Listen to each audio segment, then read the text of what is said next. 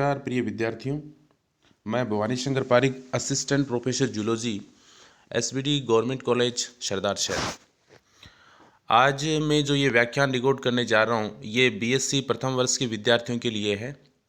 इस व्याख्यान में मैं कुछ महत्वपूर्ण बातें आपके साथ करूँगा। सबसे पहले तो मैं आप सभी को ये बधाई देना चाहता हूँ कि आपका एडमिशन एसबीडी कॉलेज में हुआ।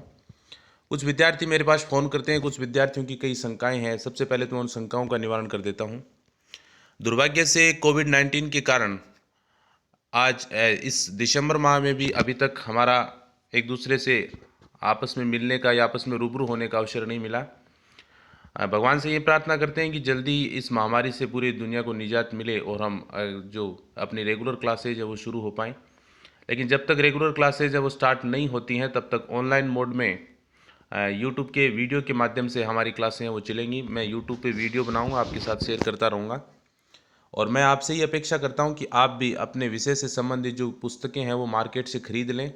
जहाँ तक मुझे लगता है आपने ख़रीद ली होंगी, और अगर नहीं खरीदी हैं तो आप मार्केट से ख़रीद लीजिए और उन्हें पढ़ना प्रारंभ कर दीजिए। अब कुछ जो शंकाएँ हैं विद्यार्थियों की, कुछ विद्यार्थी मुझे फ़ोन करते हैं कि सर मेरा एडमिशन हुआ या नहीं हुआ। तो पहले तो मैं आपको ये बता देना चाहता हूँ कि अगर आपका नाम अंतिम जो प्रवेश सूची है उसमें अगर आपका नाम है तो निश्चित तौर पे आपका एडमिशन हो गया है, आप बिल्कुल निश्चिंत रहें। दूसरा जो सबसे कॉमन प्रश्न विद्यार्थी मुझसे पूछते हैं कि सर डॉक्यूमेंट्स कब जमा करवाने हैं, ओरिजिनल डॉक्यूमेंट्स कब जमा करवाने हैं।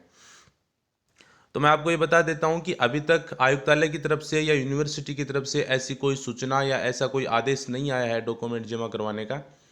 तो आप जब भी डॉक्यूमेंट जमा करवाने का कोई आदेश आएगा आपको उसकी सूचना मिल जाएगी। आप ये सोचकर बिल्कुल ना घबराइए कि अगर आपके डॉक्यूमेंट जमा नहीं हुए तो आपका एडमिशन रद्द हो जाएगा, ऐसा कुछ नहीं है। आपका एडमिशन हो चुका है। ऑनलाइन जो आपने जो एडमिशन की प्रक्रिया जो की है उस दौरान हमें उसकी ऑनलाइन जो आपके डॉक्यूमेंट्स हमें मिल चुके हैं। हाँ, जो ऑफलाइन जो आप डॉक्यूमेंट जमा करवाते हैं कोविड-19 के चलते ये सारा जो काम है अभी बंद है। सरकार की तरफ से या यूनिवर्सिटी की तरफ से या आयुक्तालय की तरफ से ऐसा कोई आदेश आएगा तो वो प्रक्रिया भी संपन्न हो जाएगी। तो आप इसको लेके बिल्कुल ना घबराएं।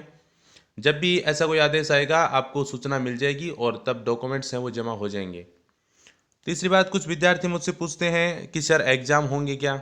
एग्ज़ाम होंगे या नहीं होंगे इसके बारे में अभी कोई कुछ नहीं कह सकता, परंतु आप ये मान के चलिए कि एग्ज़ाम होंगे। और हम यही प्रार्थना करते हैं कि जल्दी इस जो ये स्थिति बनी हुई है इस स्थिति से हम जल्दी निजात पा लेंगे। वैक्सीन आ जाएगा या फिर कुछ इसका जो कहर है कोरोना का कैसे जब कम होते जाएंगे, डेथ रेट भी कम होती जाएगी, ऐसा हम सोचते हैं। तो अप्रैल या मई या फिर जून जुलाई में एग्ज़ाम हो सकते हैं, आप यही मानकर चलिए। तो इसके लिए मैं आपको सजेस्ट करूंगा कि आप उससे संबंधित जो पुस्तकें हैं आपकी, चाहे वो जूलॉजी हो, बॉटनी हो, केमिस्ट्री हो या कोई दूसरा विषय हो, आप किताबें खरीद लीजिए। मैं इस वीडियो के माध्यम से आपको उन किताबों के कुछ महत्वपूर्ण बुक्स हैं उसके नाम बताऊंगा, आप उन किताबों को खरीद लीजिएगा और अपनी पढ़ाई है वो अभी से स्टार्ट कर दीजिए। एक बात मैं आपको और ये कहना चाहूँगा कि अभी जो हैं वो कोरोना का जो एक सेकंड जो लहर है या दूसरी लहर है वो प्रारंभ हुई है। केस लगातार बढ़ते जा रहे हैं। तो ऐसी स्थिति में आप अपने घर पे रहें, जब अति आवश्यक हो तभी घर से बाहर निकलें। किसी सार्वजनिक स्थान पे जाते हैं या जहाँ भीड़ भाड़ है वहाँ पे जाते हैं तो आप नियमित रूप से अपने मास्क का उपयोग करें। जो एक दूरी है वो बनाए रखें। जब भी आप किसी से बात करते हो तो एक निश्चित दूरी बनाए रखें, क्योंकि आप इसको एक नॉर्मल सर्दी जुकाम की तरह इस बीमारी को ना ले। हो सकता है आप उससे ज़्यादा संक्रमित हो जाएं, आप ज़्यादा सेंसिटिव हों और जो वायरस है वो आपके फेफड़ों को संक्रमित कर दे। तो डेथ रेट है वो भी अभी हम न्यूज़पेपर में पढ़ रहे हैं कि काफ़ी बढ़ती जा रही है। तो इससे बिल्कुल सतर्क रहें, सावधान रहें, अपने घर वालों को भी इसके प्रति जागरूक करें और अपने घर पे रह के पढ़ाई करें। एक जो आनंदम से लेकर बहुत जो प्रश्न है वो बच्चे मुझसे पूछते हैं, ग्रुप भी मैंने बनाया है, हम सभी ने ये ग्रुप बनाए हैं आनंदम। ये प्रथम वर्ष के विद्यार्थियों के लिए एक नया विषय जोड़ा गया है। आनंदम को लेकर एक पूरा वीडियो है मैं वो तैयार करूंगा, वो वीडियो आपके साथ शेयर करूंगा। तो उससे आपकी जो सारी जो जिज्ञासाएं हैं या जो शंकाएं हैं वो दूर हो जाएंगी। आज जो मैं ये वीडियो रिकॉर्ड करने जा रहा हूँ, ये जो वीडियो है आपको प्रथम वर्ष के जो विद्यार्थी हैं उनके जूलॉजी विषय का जो सिलेबस है उस सिलेबस से संबंधित है। इस वीडियो के माध्यम से मैं आपको ये बताऊंगा कि आपका एग्ज़ाम पैटर्न क्या होगा, एग्ज़ाम किस तरीके से होगा, कितने मार्क्स का होगा, कैसे आपको क्वेश्चन अटेम्प्ट करने हैं और आपका पूरा जो सिलेबस है वो क्या है। तो सबसे पहले मैं आपको बता देता हूँ कि आपका जो जूलॉजी जो विषय है इसको पूरे विषय को 3 थ्योरी के पेपर में और एक प्रैक्टिकल के पेपर में विभाजित किया गया है। प्रत्येक जो थ्योरी का पेपर है उसका जो एग्ज़ाम होगा वो 45 मार्क्स का होगा। इस प्रकार से तीनों जो थ्योरी के पेपर हैं वो 135 मार्क्स के होंगे और एक प्रैक्टिकल एग्ज़ाम होगा जो 65 मार्क्स का होगा। तो टोटल जो स्कोर होगा वो 200 होगा। थ्योरी के जो तीनों पेपर हैं उस प्रत्येक पेपर को 5 यूनिट में डिवाइड किया गया है, यानी पेपर फर्स्ट है वो भी 5 यूनिट होंगी उसमें भी, उसी प्रकार पेपर सेकंड में भी 5 यूनिट और थर्ड में भी 5 यूनिट होंगी। प्रत्येक जो थ्योरी का पेपर है वो 3 घंटे का होगा और प्रैक्टिकल जो है वो 6 घंटे का होगा। प्रत्येक जो थ्योरी का पेपर है उसमें जो टोटल जो मार्क्स होंगे या मैक्सिमम मार्क्स जो हैं वो 45 मार्क्स हैं, यानी ये 45 नंबर का पेपर होगा। इसमें से आपको 16 नंबर यानी 16 मार्क्स हैं वो पास होने के लिए आवश्यक हैं। और इसी प्रकार तीनों जो पेपर हैं इनका जोड़ के, ये तीनों जो थ्योरी के पेपर हैं इनका 135 135 नंबर के होंगे और इसमें आपको 48 जो मार्क्स हैं वो पास होने के लिए लाने हैं। तो अगर आपके 48 नंबर नहीं आते हैं तो जिस सब्जेक्ट में या जिस पेपर में आपके 16 से कम मार्क्स रहते हैं वो पेपर आपका ड्यू रह जाएगा, यानी वो आपको अगले वर्ष देना पड़ेगा। तो ऐसी स्थिति में अगर जैसे मान लीजिए कि आपका टोटल स्कोर 48 हो जाता है, फिर भी अगर किसी एक विषय में ये 16 से कम मार्क्स हैं तो भी आप उसको क्वालिफाई कर जाओगे, उसको पास कर जाओगे। लेकिन अगर 48 से कम स्कोर रहता है, ऐसी स्थिति में जिस पेपर में 16 से कम स्कोर होगा वो आपका ड्यू पेपर हो जाएगा। और प्रैक्टिकल में मिनिमम मार्क्स हैं वो 24 हैं, यानी 24 नंबर अगर आप लाते हो तो प्रैक्टिकल में पास माने जाओगे। अब जो प्रत्येक जो थ्योरी का पेपर जो है इसका सिलेबस क्या है इसको मैं यहाँ पे डिस्कस कर लेता हूँ। तो आपका जो पेपर फर्स्ट है जूलॉजी में, जो आपका पहला पेपर या पहली पुस्तक जो है वो है taxonomy diversity and functional anatomy of lower non कोडेट फ्रॉम प्रोटोजोआ टू नेमेटोडा। यानी ये प्रोटोजोआ से लेकर नेमेटोडा तक जो निम्न अकशेरुकी हैं, यानी प्रोटोजोआ से लेकर नेमेटोडा तक जो प्राणी हैं उनको निम्न अकशेरुकी माना गया है, लोअर नॉन कोडेट्स माना गया है। उनकी वर्गीकी, उनकी विविधता और उनकी कार्यात्मक जो शारीरिकी है इसके बारे में हम अध्ययन करेंगे। आप जानते हो कि समस्त जो प्राणी जगत है या समस्त प्राणियों को नॉन कोडेट्स और कोडेट्स इन 2 वर्गों में बांटा गया है या 2 भागों में विभाजित किया गया है। जो सारे नॉन कोडेट्स हैं उनका अध्ययन हम बीएससी फर्स्ट ईयर में करते हैं, जबकि कोडेट्स जो हैं उनका अध्ययन आप बीएससी सेकेंड ईयर में करोगे। तो यहाँ पर जो आपका प्रथम पेपर है ये लोअर नॉन कोडेट्स यानी प्रोटोजोआ से लेकर नेमेटोडा या एसके हेलमिंथस तक का है, इसका आप अध्ययन करोगे। और इसी में आप जो पेपर सेकंड जो होगा वो फिर हायर नॉन कोडेट्स होगा, यानी वो एनालिडा से लेके इकाइनोडर्मेटा तक आप उसको स्टडी उसके अंतर्गत करोगे। अब ये जो पेपर होगा ये इसका जो एग्ज़ाम का पैटर्न होगा वो कैसे होगा तो इसको आप समझ लीजिए। आपका जो क्वेश्चन पेपर होगा वो 3 सेक्शन में डिवाइड होगा, सेक्शन ए, सेक्शन बी और सेक्शन सी में। सेक्शन जो ए होगा वो 15 मार्क्स का होगा, यानी वो 15 नंबर का होगा। उसी प्रकार सेक्शन बी है वो भी 15 नंबर का होगा, 15 मार्क्स का होगा। और सेक्शन सी जो है वो भी 15 मार्क्स का होगा, यानी तीनों जो सेक्शन हैं वो प्रत्येक सेक्शन जो है वो 15 नंबर का होगा। सेक्शन ए में आपको 10 क्वेश्चन मिलेंगे, यानी प्रत्येक यूनिट से आपको 2 क्वेश्चन मिलेंगे। जैसे 5 यूनिट में इस पूरे पेपर को डिवाइड किया गया है तो प्रत्येक यूनिट में से 2 क्वेश्चन होंगे, इस प्रकार से 10 क्वेश्चन होंगे और प्रत्येक क्वेश्चन जो है वो 1.5 मार्क्स का होगा, यानी वो 1.5 नंबर का होगा।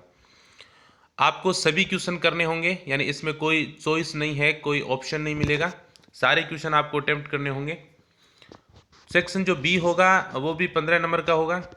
यहाँ पर भी आपको 10 क्वेश्चन मिलेंगे, जिसमें से प्रत्येक यूनिट में से 2 क्वेश्चन होंगे, लेकिन यहाँ पर वो जो 10 क्वेश्चन होंगे वो इंटरनल चॉइस के आधार पर होंगे, यानी आपको इन 10 में से कोई 5 क्वेश्चन करने हैं। यानी पहला जो क्वेश्चन है उसके साथ भी एक इंटरनल चॉइस होगा, उसी प्रकार सेकंड में भी एक इंटरनल चॉइस होगा, यानी प्रत्येक जो यूनिट से जो 2 क्वेश्चन होंगे उसमें से आपको कोई एक क्वेश्चन करना होगा।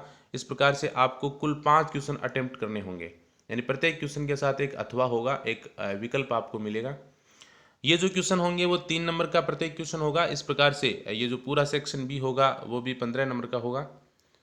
यहाँ पर जो सेक्शन ए में जो क्वेश्चन है उसकी अधिकतम जो शब्द सीमा है, वो अधिकतम जो शब्द सीमा है वो 50 शब्द हैं, यानी 50 शब्द मैक्सिमम आप 50 शब्द तक आपको उसका आंसर करना है।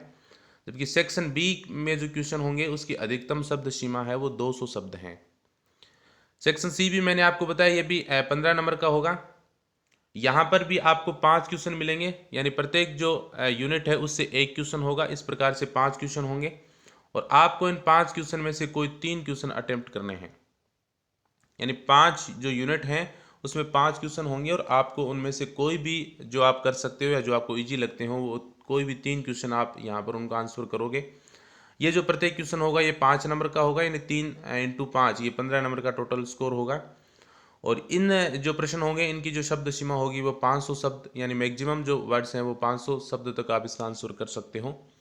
तो इस प्रकार से ये एक एग्जाम का पैटर्न रहेगा। 3 सेक्शन में प्रत्येक क्वेश्चन पेपर जो है वो डिवाइड होगा, section A B C. Section A में स्मॉल आंसर टाइप होंगे, यानी 1 या 2 लाइन में आपको आंसर करना होगा। सेक्शन बी जो है वो लघुतरात्मक प्रश्न होंगे, 3 नंबर का प्रत्येक प्रश्न होगा। और सेक्शन सी जो है वो निबंधात्मक प्रश्न होगा, जिसमें 3 क्वेश्चन आपको अटेम्प्ट करने हैं, 5 क्वेश्चन आपको मिलेंगे। सभी जो पेपर हैं, अभी हमने पेपर फर्स्ट के बारे में बात की, यही जो पैटर्न है वो पेपर सेकंड में रहेगा, यही पेपर थर्ड में रहेगा। इसी प्रकार का पैटर्न आपको बॉटनी में मिलेगा। तो यहाँ पर मैंने एक बार इसको समझा दिया है। अब आगे जो है वो इसको मैं दोबारा डिस्कस वो प्रत्येक पेपर के साथ मैं नहीं करूँगा। अब हम इस पेपर फर्स्ट की जो यूनिट फर्स्ट है, प्रत्येक जो पेपर है वो मैंने आपको बताया कि 5 इकाइयों में विभाजित है। तो पहली इकाई या जो यूनिट फर्स्ट है वो क्या है, तो इसको एक बार हम एक सरसरी नज़र से जो प्रत्येक जो टॉपिक है उसको मैं आपके सामने चर्चा कर लेता हूँ। वैसे तो आप 11th या 12th में नॉन कोडेट्स के बारे में जो बेसिक जानकारी है वो पढ़ के आ चुके हो। यहाँ पर थोड़ा और डिटेल में हमको जानना है। तो यूनिट फर्स्ट का यूनिट जो फर्स्ट है इसमें है जनरल प्रिंसिपल्स ऑफ क्लासिफिकेशन, यानी वर्गीकरण के सामान्य सिद्धांत, जो आप पहले भी पढ़ चुके हैं। कॉन्सेप्ट ऑफ 5 किंगडम स्कीम, पंच जगत अवधारणा, जो R.H. विटेकर ने दिया था। Basis of classification of lower non कोडेट्स, यानी निम्न अकशेरुकी प्राणियों के वर्गीकरण के आधार कौन कौन से हैं, और उन आधार में सिमेट्री यानी सममिति, सिलोम देहगुआ, सेगमेंटेशन यानी खंडीभवन, और एम्ब्रियोजेन यानी भ्रूणिकी। तो इन सभी के आधार पर किस प्रकार से वर्गीकरण किया जाता है।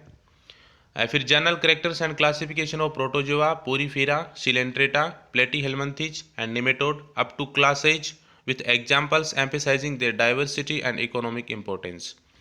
अर्थात प्रोटोजोआ, पोरीफेरा, सिलेंट्रेटा, प्लेटीहेल्मिन्थेज और नेमेटोडा जो फाइलम हैं, इनके सामान्य लक्षण, उनका वर्गीकरण, और उसके बाद में कुछ जो एग्जाम्पल हैं उस एग्जाम्पल के आधार पे उनकी विविधता और उनके आर्थिक महत्व को समझाना है।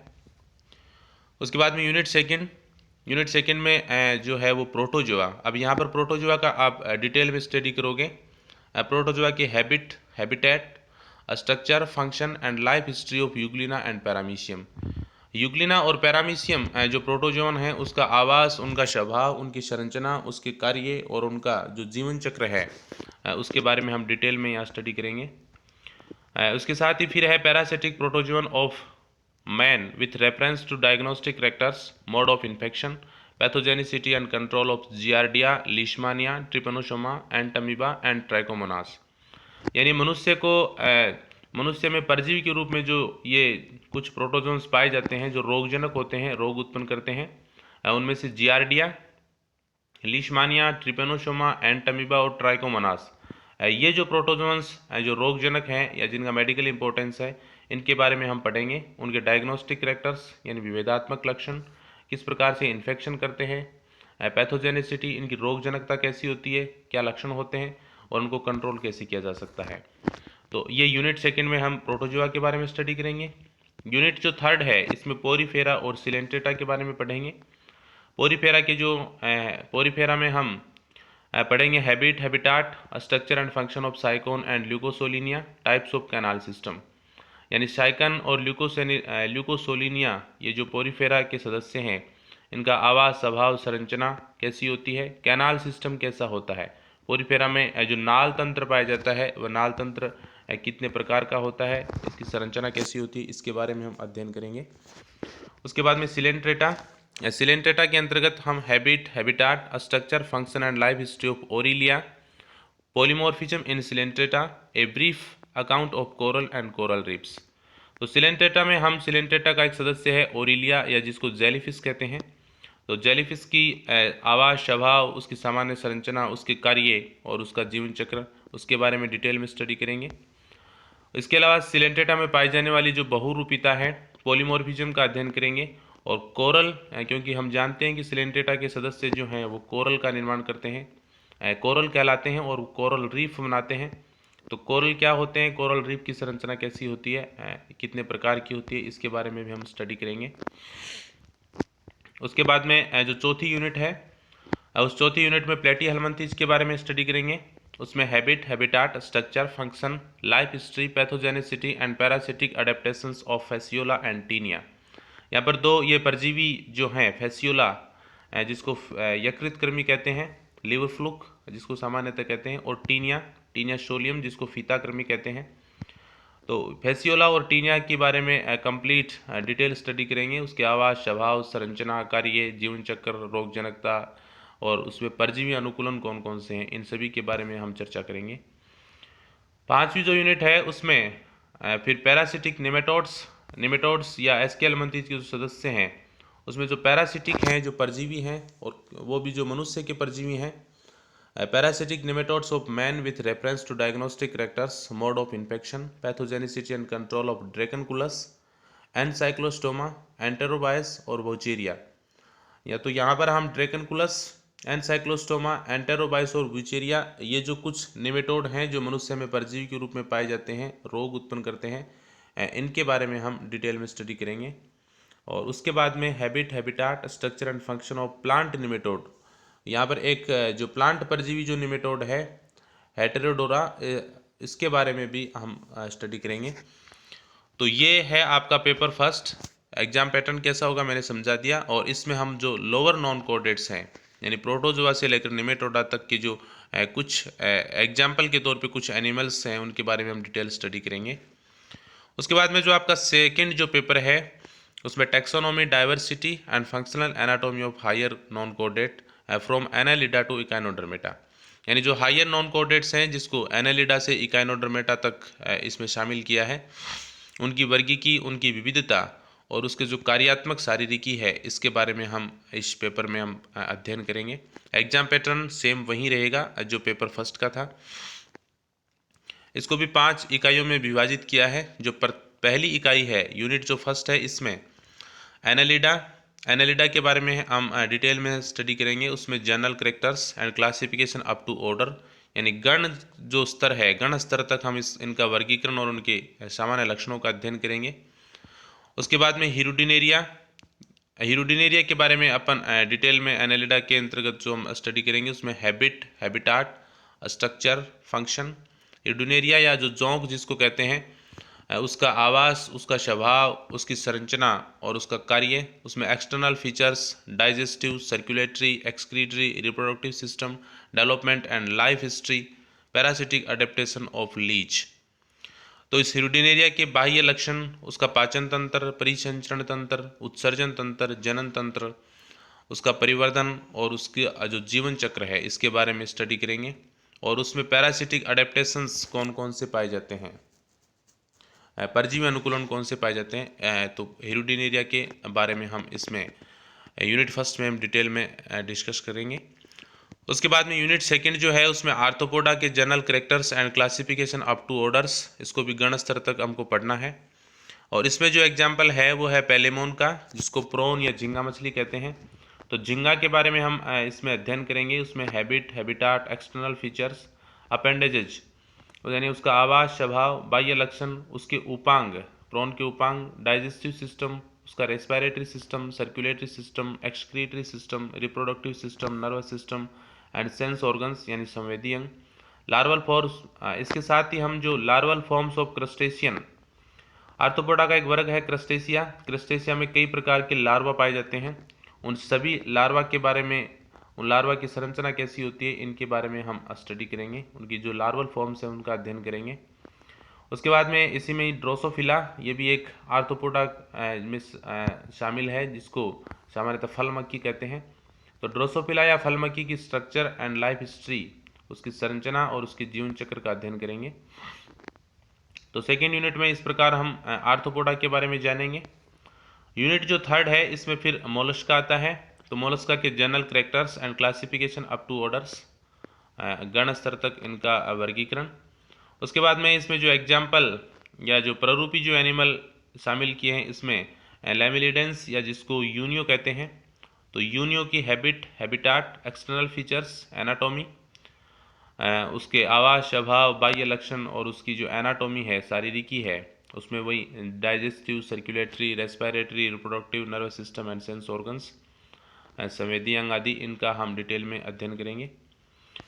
यूनिट 4 है, उसमें भी जो मोलस्का का ये एक प्राणी शामिल किया है, पाइला। तो पाइला है, उसकी habit, habitat, external feature, anatomy, जिसमें digestive, circulatory, respiratory, reproductive, nervous system and sense organs, इन सब का जो डिटेल में स्टडी है, पाइला के सभी प्रकार के जो तंत्र हैं इनका, उसकी आवास, स्वभाव और जीवन चक्र का अध्ययन हम इसके अंतर्गत करेंगे। इसके साथ इसमें एक टॉपिक और शामिल है, टोर्सन इन गैस्ट्रोपोडा।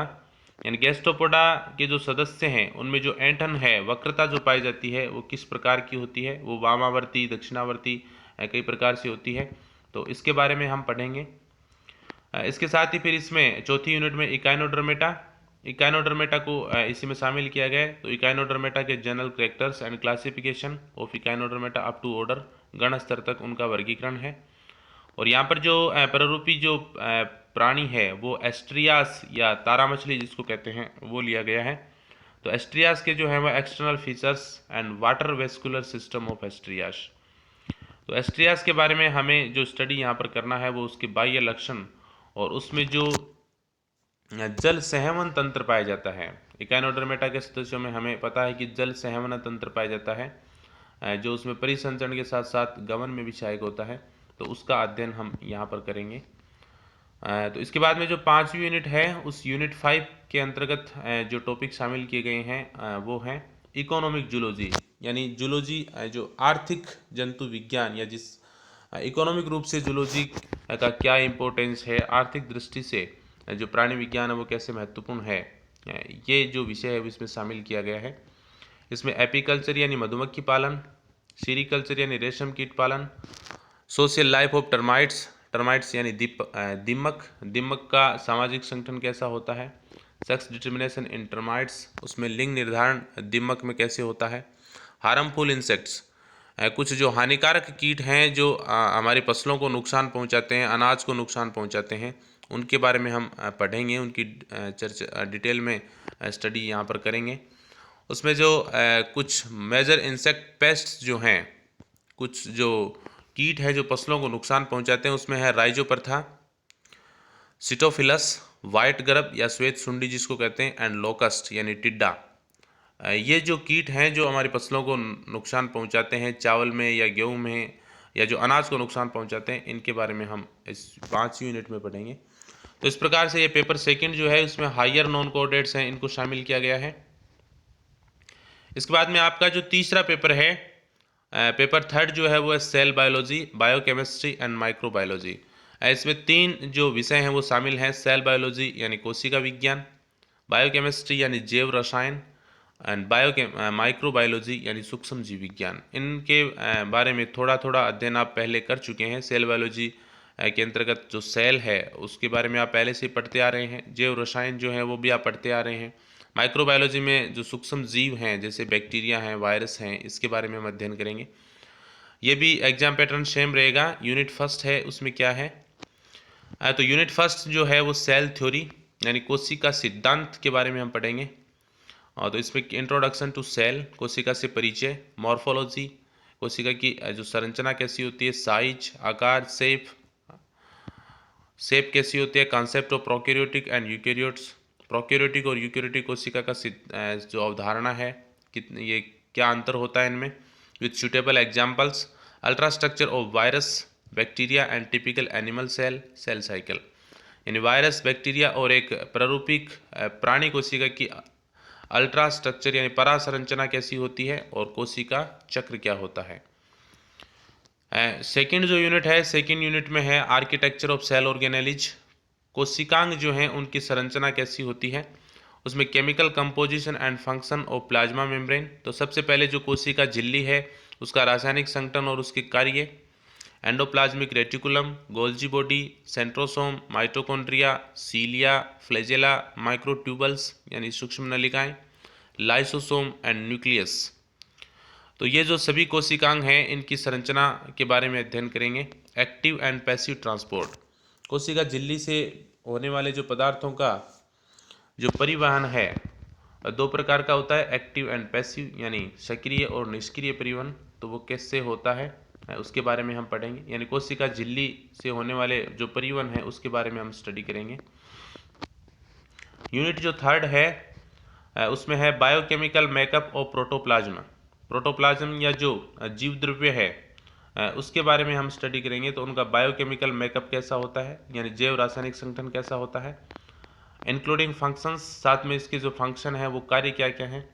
तो इनऑर्गेनिक एंड ऑर्गेनिक कंस्टिट्यूटेंट्स, अकार्बनिक और कार्बनिक जो घटक हैं प्रोटोप्लाज्म यानी जीव द्रव्य के वो कौन कौन से होते हैं। वाटर, इलेक्ट्रोलाइट्स यानी जल, इलेक्ट्रोलाइट्स यानी जो सामान्यतः जो लवण होते हैं या जो आयंस होते हैं ions, minerals, various forms of carbohydrates, carbohydrates के विभिन्न प्रकार, proteins, lipid and their conjugates, protein, वसा और उसके संयुग्मी अणु, न्यूक्लिक एसिड्स यानी न्यूक्लिक अम्ल जिसमें DNA, RNA, hormones, vitamins and enzymes. तो ये सभी जो ये बायोकेमिकल्स हैं इनके संरचना कैसी होती है, कितने प्रकार के होते हैं, इसमें कार्बोहाइड्रेट, प्रोटीन, वसा, न्यूक्लिक अम्ल, हार्मोन, विटामिन और एंजाइम्स, इनके बारे में हम पढ़ेंगे। चौथी जो यूनिट है उसमें है मेटाबॉलिक मैकेनिज्म, कैटाबॉलिज्म। उपापचय की क्रियाविधि कैसे होती है। हम जानते हैं कि कोशिका के अंतर्गत कई नए पदार्थों का निर्माण होता है, पुराने पदार्थ टूट के दूसरे पदार्थ बनाते हैं। ये सारी जो क्रियाएं संपन्न होती हैं जिसको मेटाबॉलिज्म या उपापचय कहते हैं। उपापचय के अंतर्गत दो प्रकार की प्रक्रियाएं संपन्न होती हैं जिसको उपचय और अपचय यानी एनाबॉलिज्म और कैटाबॉलिज्म कहा जाता है। एनाबॉलिज्म से तात्पर्य होता है छोटे पदार्थों का जुड़कर एक बड़े पदार्थ का निर्माण करना, यानी एक संचयी प्रकार की अभिक्रिया होती है। जबकि कैटाबॉलिज्म या जो अपचय होता है इसके अंतर्गत एक बड़ा अणु टूट के छोटे अणु का निर्माण करता है, यानी एक विघटनकारी प्रक्रिया होती है। तो इसमें glycolysis, Krebs cycle, oxidative phosphorylation, oxidation of fatty acids यानी वसीय अम्लों का ऑक्सीकरण, transamination, deamination and decarboxylation, metabolic mechanism जिसमें पहले ये जो चर्चा ये कैटाबॉलिज्म है, उसके बाद में मेटाबॉलिक मैकेनिज्म में दूसरे जो है वो एनाबॉलिज्म। तो एनाबॉलिज्म के अंतर्गत DNA duplication, genetic code, transcription of RNA, translation, lipid synthesis and glycogenesis.